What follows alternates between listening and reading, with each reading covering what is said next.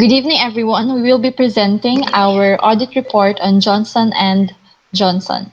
There are six parts of the audit report, and I will be presenting the first part, which is understanding the client and the business industry.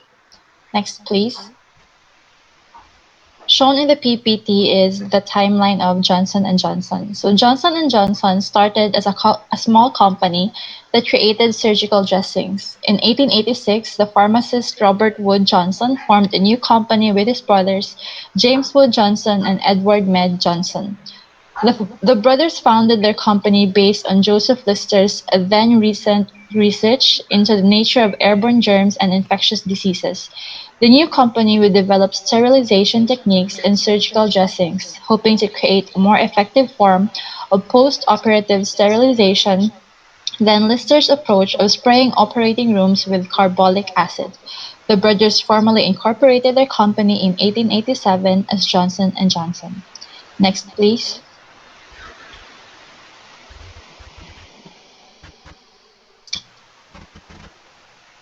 The company is organized into three business segments: consumer health, pharmaceutical, and medical devices. Consumer health segment includes a broad range of products focused on personal health care used in the skin health and beauty, over-the-counter medicines, baby care, oral care, women's health, and wound care markets. The pharmaceutical segment is focused in six therapeutic areas: infectious diseases, neuroscience, oncology, cardiovascular and metabolism, and pulmonary hypertension. The third segment is the medical devices segment, which includes a broad range of products used in the interventional solutions, orthopedics, surgery, and vision fields. Next slide. Geographic areas of the company. Johnson and Johnson and its subsidiaries have approximately 134,500 employees worldwide engaged in research and development, manufacture and sale of a broad range of products in the healthcare field. The company products business in virtually all countries of the world with a primary focus on products related to human health and well-being. The company's environment. The company is subject to a variety of U.S. and international environmental protection measures. The company believes that its operations comply in all material respects with applicable environmental laws and regulations. The company's compliance with these requirements did not change during the past year and is not expected to have a material effect upon its capital expenditures, cash flows, earnings, or competitive position. The company's regulations.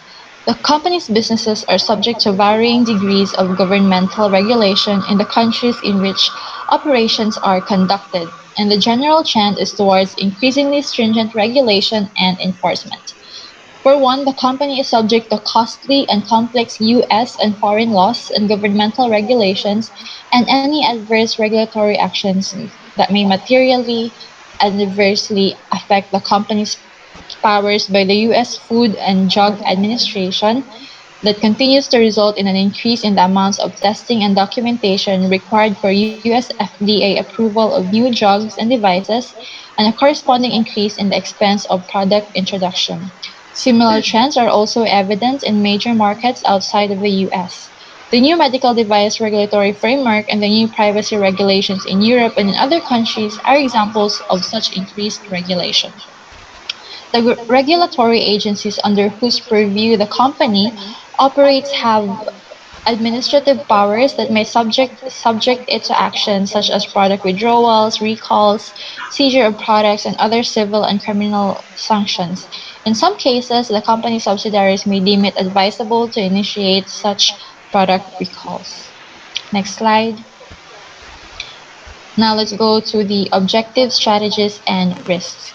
Johnson & Johnson has this mission statement: we will delight our customers, treating each person who contacts us as if they are our only customer, providing them with a response which is evidence of our interest and that leaves them with a clear understanding that they are important to us.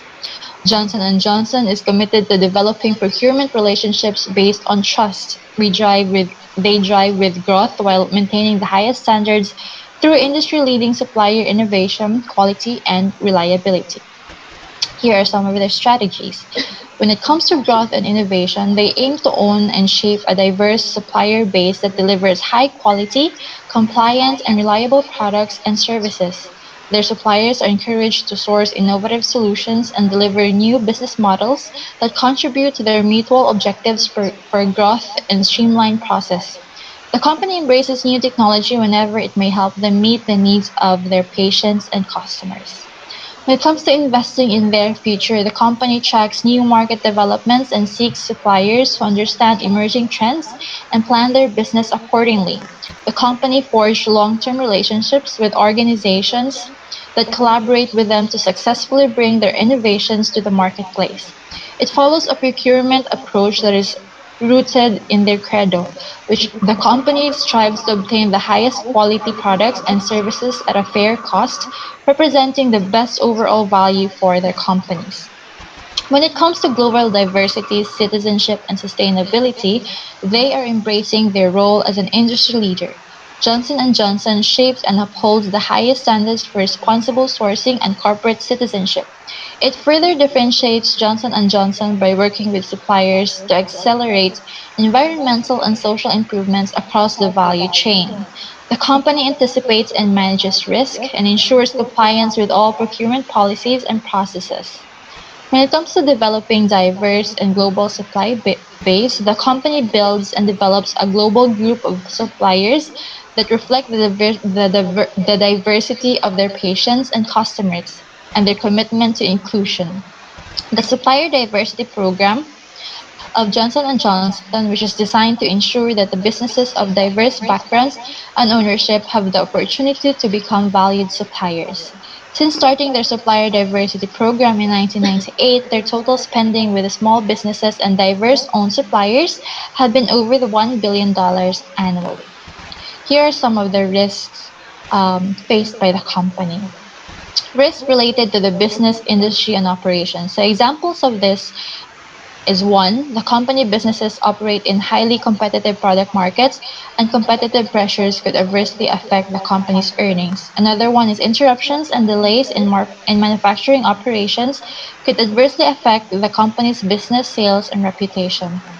Here are some of the risks related to the government regulation and legal proceedings. One is global sales in the company's pharmaceutical and medical device segments may be negatively impacted by healthcare reforms and increasing pricing pressures. Next, risks related to their intellectual property. The company may not be able to successfully secure and defend intellectual property rights essential to the company's businesses. Risks related to product development, regulatory approval, and commercialization. An example of this is significant challenges or delays in the company's innovation and development of new products, technologies, and indications could have an adverse impact on the company's long-term success. And lastly, risks related to financial and economic market conditions. The company faces a variety of risks associated with conducting business internationally. So more on these risks on the third part of our audit report. Next slide. So the accounting policies. The financial statements have been prepared in compliance with the International Public Sector Accounting Standards and US GAAP. The accounting policies have been consistently applied throughout the year presented. The financial statements have been prepared under historical costs unless stated otherwise. The statement of cash flows is prepared using the direct method. The preparation of financial statements in compliance with the adopted IPSAS requires the use of certain accounting estimates. It also requires the entity to exercise judgment in applying the entity's accounting policies. So that's all for part one. Now let's proceed to part two of our audit report. So, good evening everyone. I am tasked to report the part 2, assessing clients' business risk. Next slide please.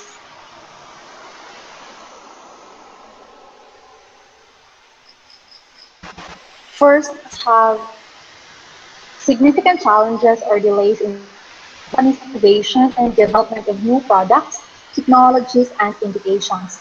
The company's continued growth and success depends on its ability to innovate and develop new and differentiated products and services that address the evolving healthcare needs of patients.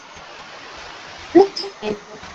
Its development of successful products and technologies is also necessary to offset to offset revenue losses when the company's existing products lose market share due to various factors such as competition and loss of patent exclusivity. For the next, let's have an information security incident, including a cybersecurity breach, could have a negative impact on the company's business or reputation.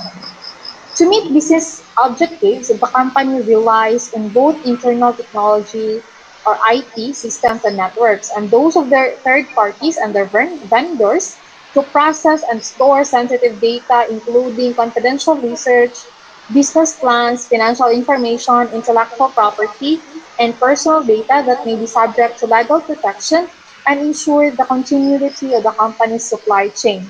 The extensive information security and cybersecurity threats which affect companies globally, the extensive information security and cybersecurity threats which affect companies globally pose a risk to the security and availability of the systems and networks and the confidentiality, integrity, and availability of the company's sensitive data. For the third one, let's have the COVID-19 pandemic has adversely impacted certain aspects of the company's businesses and could cause disruptions or future impact to the company's business results of operations and financial condition.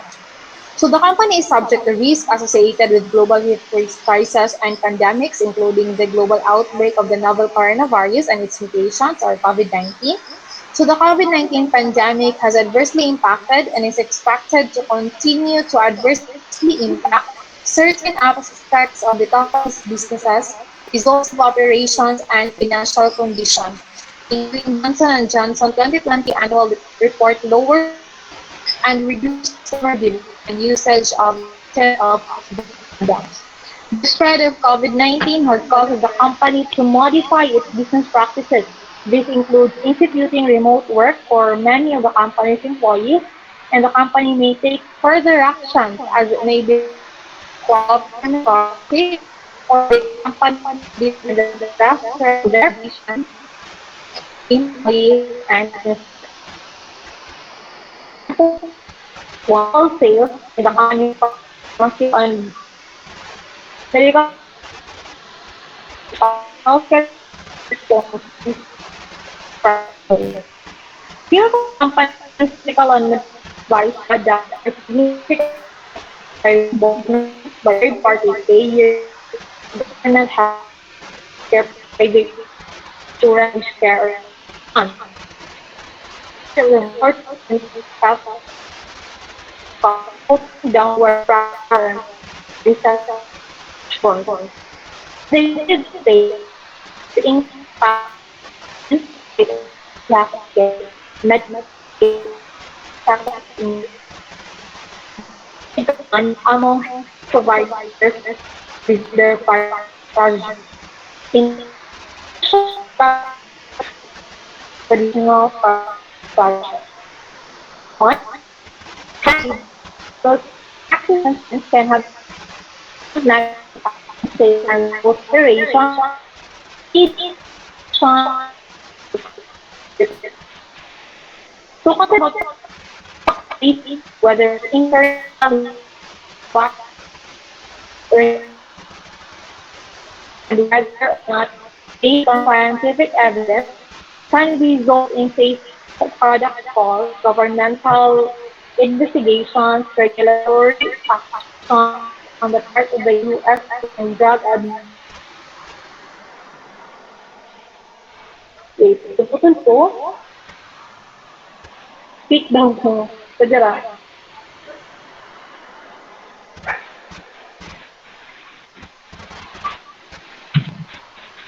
Okay. So, failure to, for the sixth one, that's a failure to maintain satisfactory credit rating adversely affect liquidity capital position borrowing costs and forecast.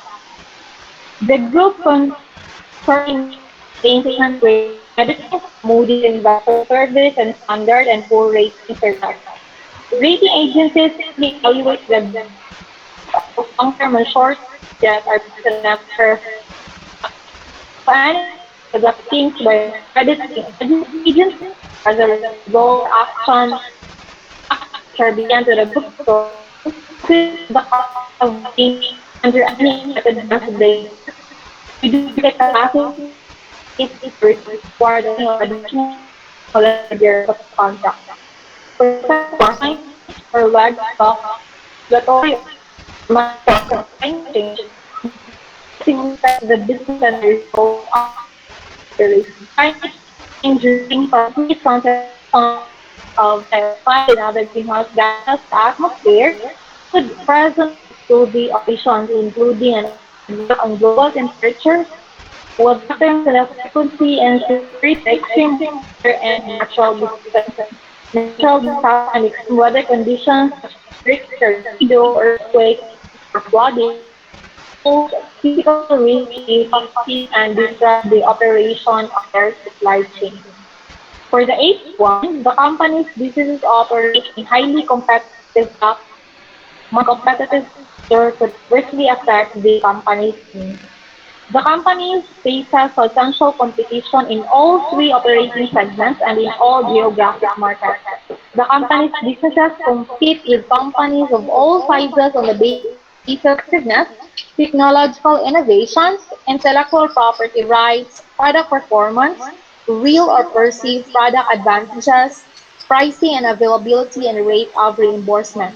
The company also competes with other market participants in securing right to acquisitions, collaborations, and licensing agreements with third parties. For the ninth one, interruptions and delays in manufacturing operations could adversely affect the company's business sales and reputation. The company manufacture of products requires the timely delivery of sufficient material of sufficient amounts of complex, high-quality components and materials. The company's subsidiaries operate 90 manufacturing facilities as well as hundreds of global supply around the world. The company has in the past and may in the future face unanticipated interruptions and delays in manufacturing through its internal or external supply chains. Manufacturing disruptions can occur for many reasons, including regulatory action, production quality deviations or safety issues, labor disputes, site-specific incidents, natural disasters such as hurricanes and other severe weather events, raw material shortages, political unrest, terrorist attacks, and epidemics or pandemics. So such delays and difficulties in manufacturing can result in product shortages, decline in sales, and reputational impact as well as significant remediation and related costs associated with addressing the shortage. For the last one, that's how the company relies on the third parties to manufacture certain of their products. Any failure by or loss of a third-party manufacturer could result in delays and increase in costs, which may adversely affect the business. The company relies on third parties to manufacture certain of their products, so they depend on these third-party manufacturers to obtain products up to a certain portion of their manufacturing capacity sufficient to meet their needs to produce products of acceptable quality and at acceptable manufacturing yields and to deliver those products to us on a timely basis and at acceptable prices. So, however, they cannot guarantee that these party manufacturers will be able to meet the near-term or long-term manufacturing requirements, which could result in lost sales and have an adverse effect on the business. That's all for part two. Thank you.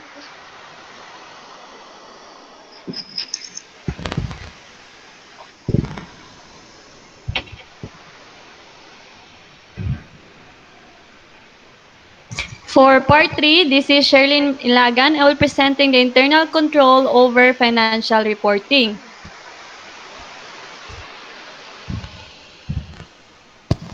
The COSO framework was used to look at the Johnson & Johnson's internal control system in terms of financial reporting reliability, efficacy, quality of operations, and compliance with relevant laws and regulations.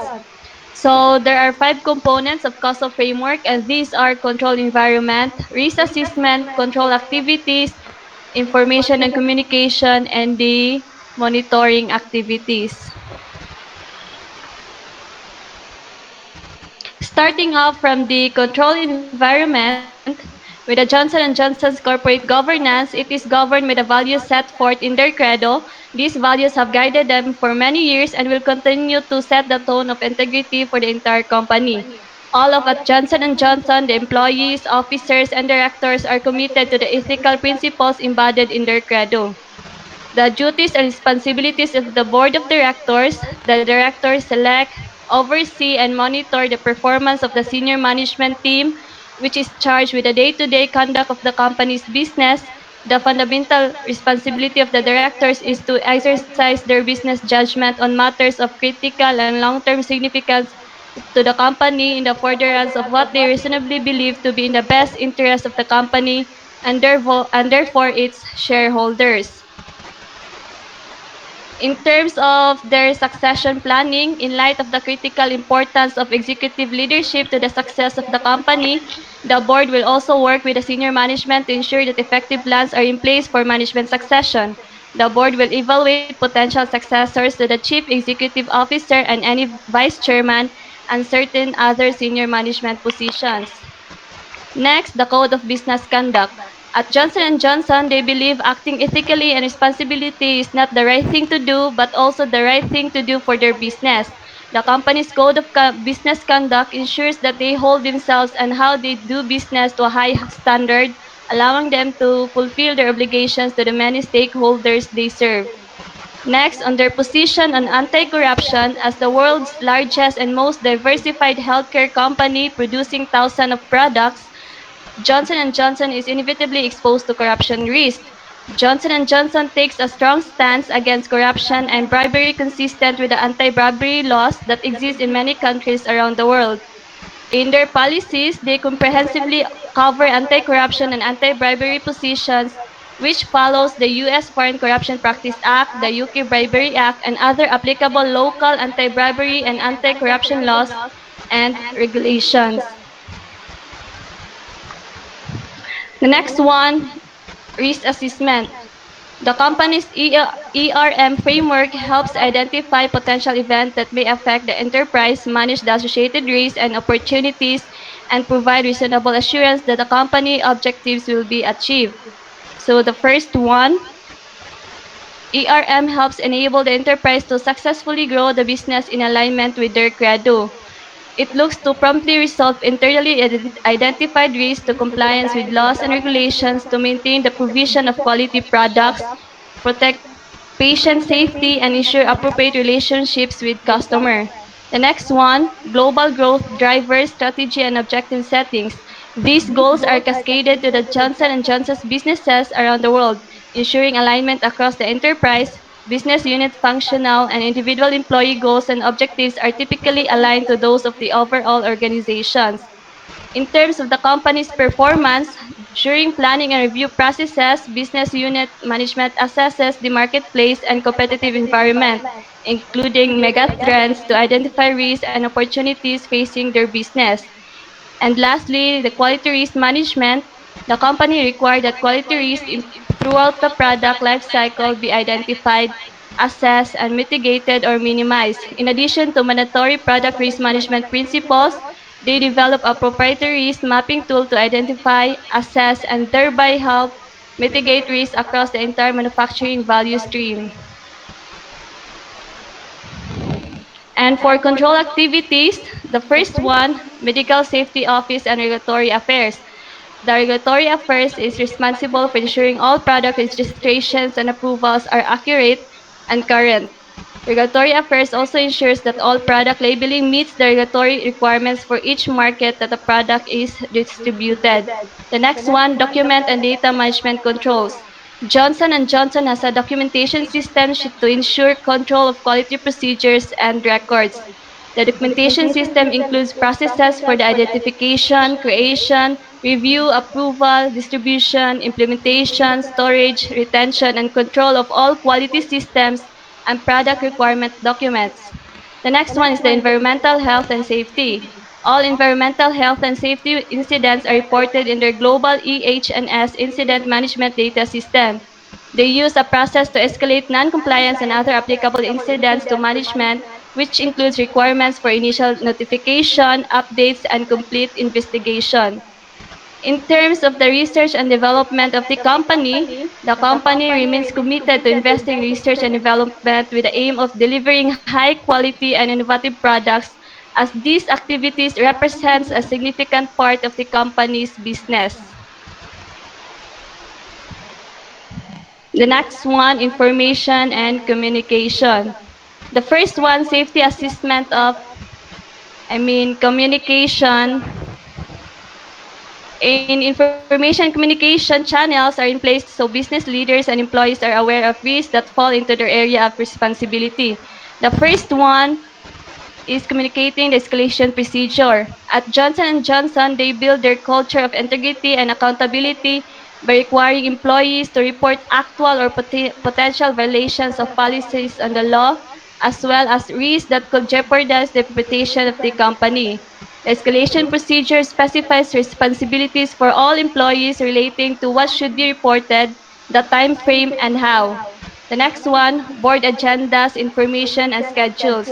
The approves information sent to the board and determines timeliness of the information flow from management and periodically provides feedback on the quality and quantity of information flow from management. And lastly, other relevant information is disseminated through directed communication and via internet sites available to all employees.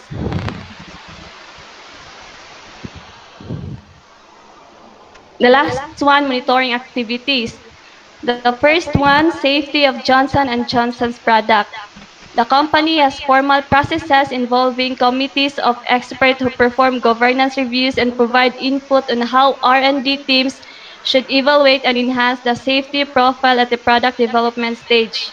They, they do day-to-day safety reviews and decisions related to product safety are made by multidisciplinary safety management teams. The next one, vigilance and post-marketing surveillance. The company has a program in place to identify, assess, document, and report adverse events and undesirable effects during all phases of the product life cycle, including clinical trials as required by applicable regulations. A post-market surveillance system is in place to collect, record, and analyze relevant data on the quality, performance, and safety of a product throughout its entire life cycle. Next, field action and recall management. Patient and consumer safety are a top priority for everyone at Johnson & Johnson. As a result, company has a system in place to assess alleged product issues. These actions are documented and communicated to health authorities in a timely manner. For sustainable packaging plays a critical role in maintaining the quality, safety, and integrity of the product throughout the value chain. It also delivers important information to patients and consumers about product composition and guidelines for proper use. All the products of the company packaging must comply with local packaging regulations in all countries where they are manufactured and sold. And lastly, complaint handling. Product complaints are documented, managed, investigated, and reported. Product complaints are promptly evaluated for possible reportability to health or regulatory authorities, and appropriate notifications are initiated. Trends are monitored, and triggers are established to allow escalation of significant quality issues.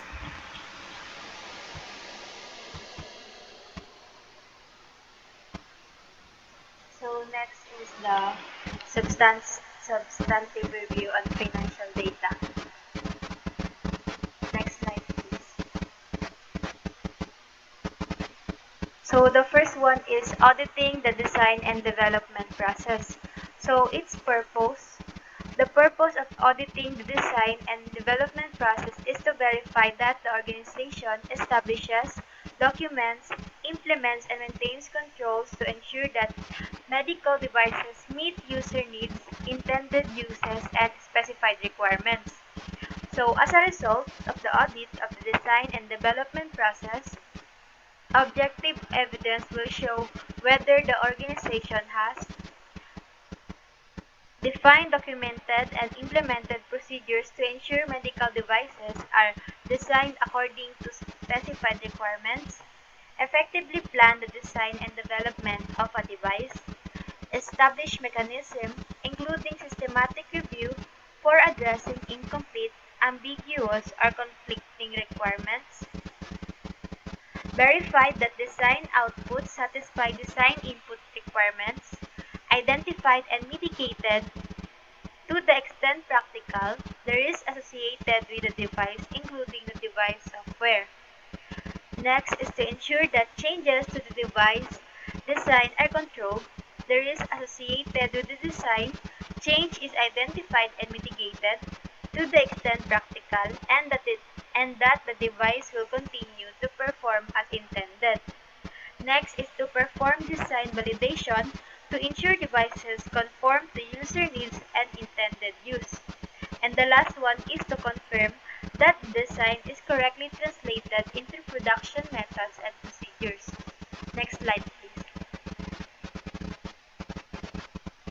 So next is the auditing the production service control process.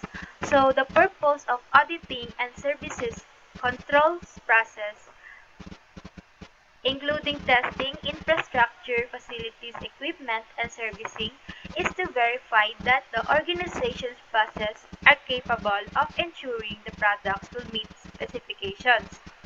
So, as a result of the audit of the production and service control process, objective evidence will show whether the organization has first, define, documented, and implemented procedures to ensure production and service process are planned, developed, conducted, controlled, and monitored to ensure conformity to specified requirements. Next is to develop production and service process controls commensurate with the potential effect of the process on product risk.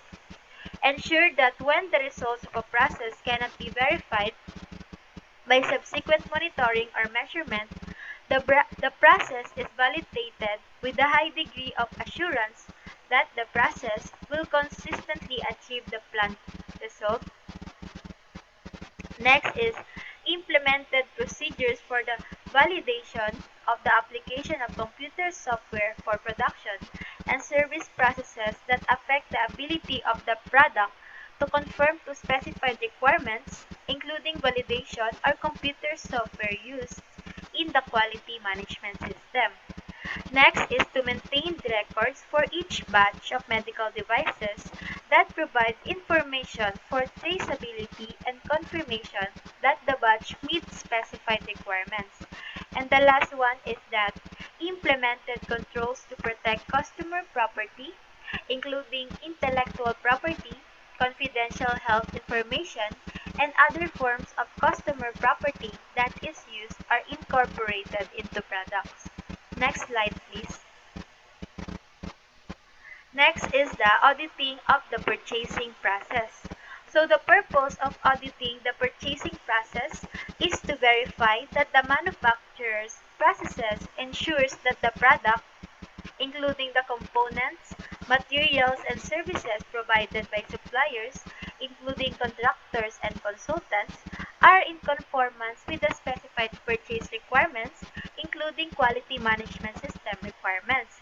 This is particularly important for those organizations that outsource activities such as design and development and production to one or more suppliers, and when the supplied product or service cannot be verified by inspection, including the corporate or financial affiliates where the product has an effect on subsequent product realization or the final product. So as a result of the audit, the purchasing process objective evidence will show whether the manufacturer has first defined, documented, and implemented procedures to ensure purchase or otherwise supplied products conform to specified purchase requirements. Next is establish criteria for the selection, evaluation, and re-evaluation of suppliers based on the type and significance of the product purchase and the impact of supplied product on subsequent product realization or the quality of the finished device. Next is to perform the evaluation and selection of suppliers based on the capability of the supplier to meet the specified requirements. Next, to ensure that continued capability of suppliers to provide quality products that meet specified purchase requirements Wala through re-evaluation. And lastly is to determine and implemented an appropriate combination of controls applied to suppliers in in conjunction with acceptance verification activities to ensure conformity to product and quality management system requirements based on the impact of the supplied product on the finished device. Next slide please.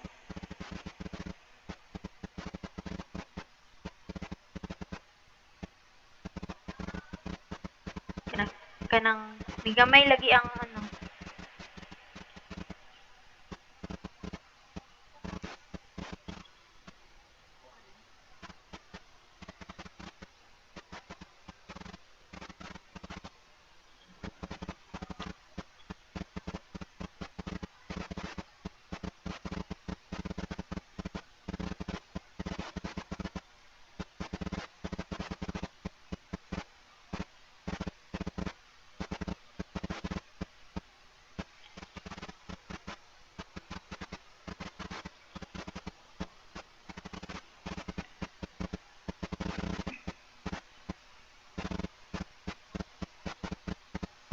Yeah.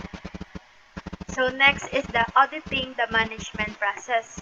So the purpose of auditing the management process is to verify that top management ensures that an adequate and effective quality management system has been established and maintained. The management processes should be re-evaluated at the end of the audit to determine whether top management has demonstrated the necessary commitment for an effective quality management system that has been communicated to the personnel. So as a result of the audit of the management process, objective evidence will show whether the organization has first identified processes needed for the quality management system, their application throughout the organization, and their sequence and interaction. Next is defined, documented, and implemented procedures and instructions to ensure the development and maintenance of an effective quality management system. Next is that establish quality objectives at relevant functions and levels within the organization consistent with the quality policy and ensure that these are periodically reviewed for continued suitability. Next is that determine the criteria and methods needed to ensure the operation and control of quality management system processes, including the identification and management of interrelated processes. Next is committed the appropriate personnel and resources for infrastructure to the quality management system. Is and lastly is that assigned responsibility and authority to personnel and establish the organizational structure to ensure processes assuring quality are not compromised. So next slide please. The last one is the auditing of the next slide please. Is on auditing the measurement, analysis, and improvement process. So the purpose of auditing the measurement, analysis, and improvement process is to verify that the manufacturer's processes ensure that information related to products, processes, or the quality management system is collected and analyzed to identify actual and potential product, process, or quality system conformities, that problems and potential problems are investigated and that appropriate and effective corrective actions and preventive actions are taken. So as a result of the audit of the measurement, analysis, and improvement process, objective evidence will show whether the organization has first defined, documented, and implemented procedures for measurement, analysis, and improvement that address the requirements of the quality management system standard and participating MDSAP regulatory authorities. Next is to identify, analyze, and monitor appropriate sources of quality data to identify conformities or potential nonconformities and determine the need for corrective or preventive action. Next is to ensure investigations are conducted to identify the underlying causes of nonconformities and potential nonconformities where possible. Next is implemented appropriate corrective action to eliminate the recurrence or preventive action to prevent the occurrence of the products or quality system nonconformities commensurate with the risk associated with the nonconformities or potential nonconformities encountered. Next is review the effectiveness of corrective action and preventive action. And lastly is to utilize the information from the analysis of production and post-production quality data to amend the analysis of product risk as appropriate. Next.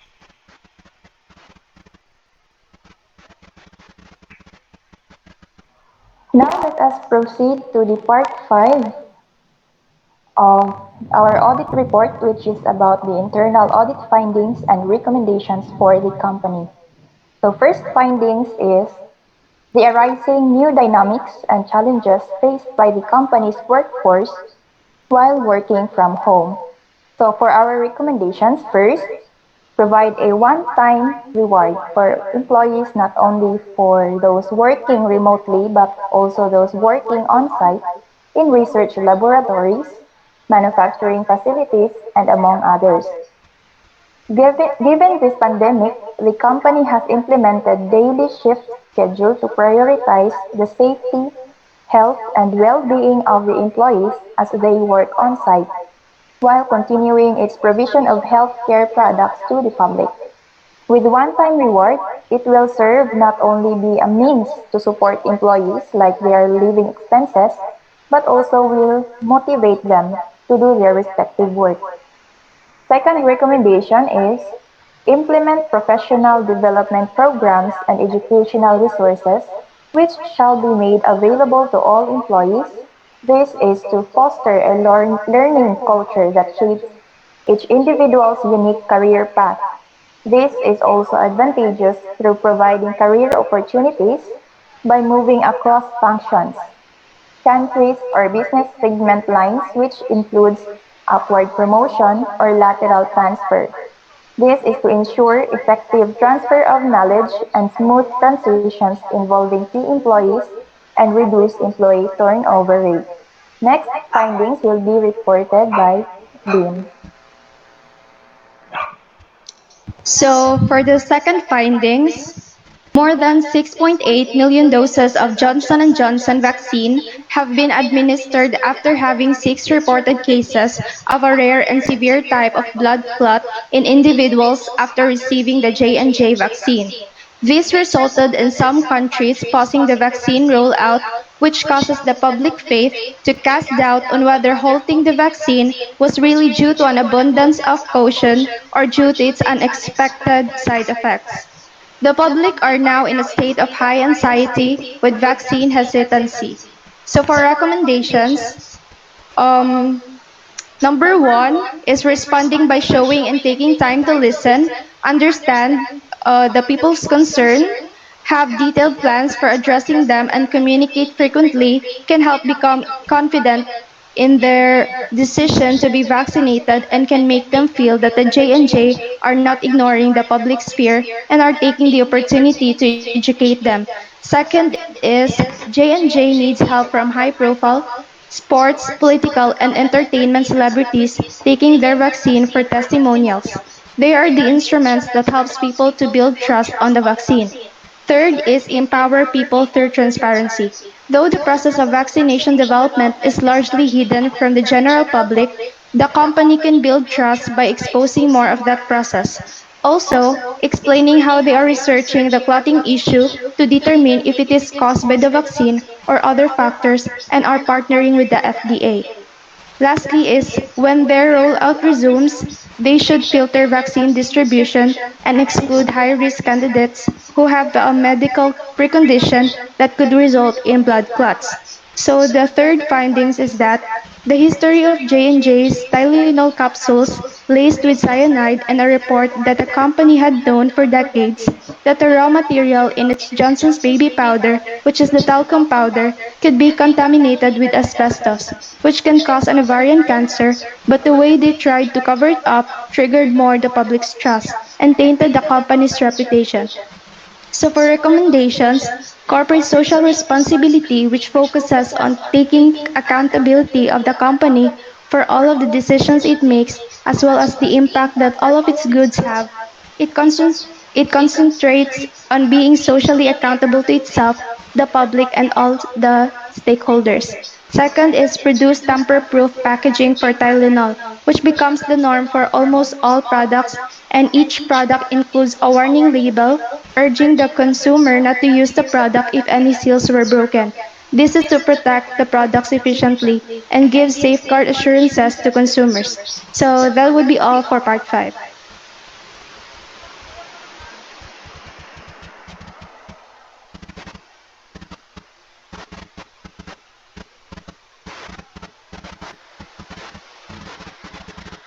And now we are down to the last part of our report, which is on the independent auditors report.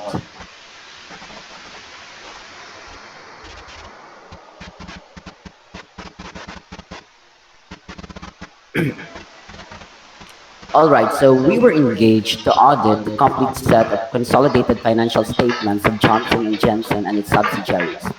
We do not express an opinion on the accompanying consolidated financial statements of Johnson and Johnson and its subsidiaries, or shall we say the group, and the reason is described in the basis of disclaimer of opinion section of our report. So, for the basis for disclaimer of opinion, the group's investment in its joint venture Janssen Biotech Incorporated is carried at 525,350,000 on the group's consolidated statement of financial position, which represents over 90% of the group's net assets as of December 31, 2020.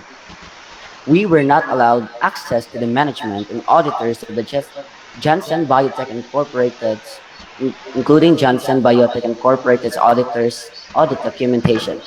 As a result, we were unable to determine whether any adjustments were necessary. And for the responsibility of the financial statements, the management are responsible for the preparation of the consolidated financial statements that are prepared in accordance with the applicable standards, and the auditor's responsibility is to conduct the audit in accordance with the international auditing standards. And that ends my part. I'm Sherwin Elsa, by the way.